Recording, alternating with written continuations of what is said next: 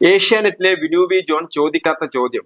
ഛത്തീസ്ഗഡിലെ മതം മാറ്റവും മനുഷ്യക്കടത്തും അതിനെ തുടർന്നുണ്ടായ കേസുമാണ് ഇപ്പോൾ പ്രധാനപ്പെട്ട ചർച്ചാ വിഷയം. ഈ വിഷയം ചർച്ച ചെയ്യുന്നതിനിടെ ഒരു സഭാ പ്രതിനിധിയുമായിട്ട് വിനു വി ജോൺ ചർച്ചയിൽ പങ്കെടുക്കുകയാണ്. ആ സഭാ പ്രതിനിധി പറയുന്നത് കന്യാസ്ത്രീമാരുടെ കൂടെ ഉണ്ടായിരുന്ന പെൺകുട്ടികൾ അവർ ക്രിസ്ത്യാനികൾ തന്നെയായിരുന്നു. പക്ഷേ അവരുടെ പേര് ഹിന്ദു പേരായിരുന്നു. കാരണം അവർ ഔദ്യോഗികമായിട്ട് രേഖകളിൽ ക്രിസ്ത്യാനിയായി മാറിയിട്ടില്ല.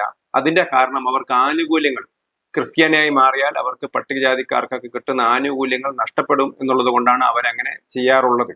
അപ്പൊ അതൊരു സാമാന്യ നിയമമായിട്ടാണ് ഈ സഭാപ്രതിനിധി പറയുന്നത്. ഈ സമയത്ത് ഇതിനെ ചോദ്യം ചെയ്യാൻ ബിനു വി ജോണിന് കഴിയുമായിരുന്നു. പക്ഷെ ആ ബിനു വി ജോൺ ആ ഒരു ചോദ്യം ചോദിച്ചിരുന്നില്ല. കാരണം അങ്ങനെയുള്ള ചോദ്യങ്ങൾ, അതായത് പിന്നോക്കക്കാരുടെ അവകാശങ്ങൾ ഒക്കെ തട്ടിയെടുക്കുന്ന, മതം മാറിയിട്ടും അവരുടെ അവകാശങ്ങൾ തട്ടിയെടുക്കുന്ന രീതി കേരളത്തിൽ നിലവിലുണ്ട്. അതുകൊണ്ടാണ് പട്ടികജാതി സംവരണ സീറ്റിൽ നിന്ന് ക്രിസ്ത്യാനിയായ കൊടിക്കുന്നിൽ സുരേഷും അതേപോലെ തന്നെ CPM നേതാവ് ബിജുവും, ഇവിടെ പാർട്ടി ഭേദമില്ല, കോൺഗ്രസ്സുകാരനാണ് കൊടിക്കുന്നിൽ സുരേഷ്, മറിച്ച് CPM കാരനാണ് ബിജു. അങ്ങനെ ഈ രണ്ടു ആളുകളും ഒക്കെ ജയിക്കുന്നത്. ഇവരൊക്കെ ക്രിസ്തുമത വിശ്വാസികളാണ്. പക്ഷേ ഇവർ രേഖയിൽ ഹിന്ദു ആണെന്ന് കാണിച്ചാണ്, ഇവർ വ്യാജ രേഖകൾ ഉണ്ടാക്കിയാണ് ഇവർ പട്ടികജാതി പ്രതിനിധികൾ എന്ന നിലയിൽ ലോക്സഭയിലൊക്കെ ജയിച്ചു കയറുന്നത്. ഈ ഒരു വിഷയം വേണമെങ്കിൽ വിനു വി ജോണിന് ചോദിക്കാമായിരുന്നു. പക്ഷെ അദ്ദേഹം ചോദിച്ചില്ല.